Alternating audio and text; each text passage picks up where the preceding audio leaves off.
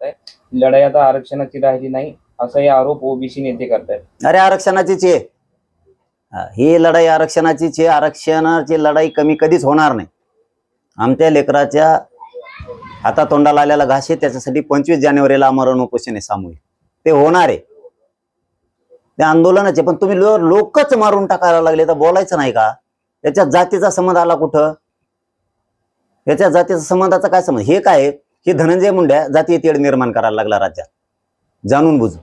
कारण टोळ्या तो पाळतो, गुंड खंडाने वसुले करणारे तो पाळतोय, आणि नाव दुसऱ्याला ठेवायला लागलाय, जातीवादी दुसऱ्याला समजायला लागलाय.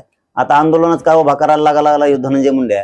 फोन करायला लागला, परत ओबीसी नेत्याला फोन करून सांगतो माझ्याकडून उठा म्हणून, बोला. जातीय तेढ ह्यो करायला लागलाय, कारण लोक याचे लोक मारून टाकणार. आणि संयम आम्ही, गुंडाला बोलायचं पण नाही मी. वा, म्हणजे तुम्ही आमचे लोक मारू मारू टाकायला लागला तरी बोलायचं नाही.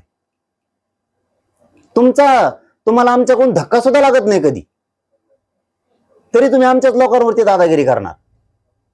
हे कस काय सहन होणार? कस काय समाज सहन करीत? मी गरिबासाठी लढणार आहे, मी हटणार नाहीये, मराठ्यांसाठी लढणार आहे.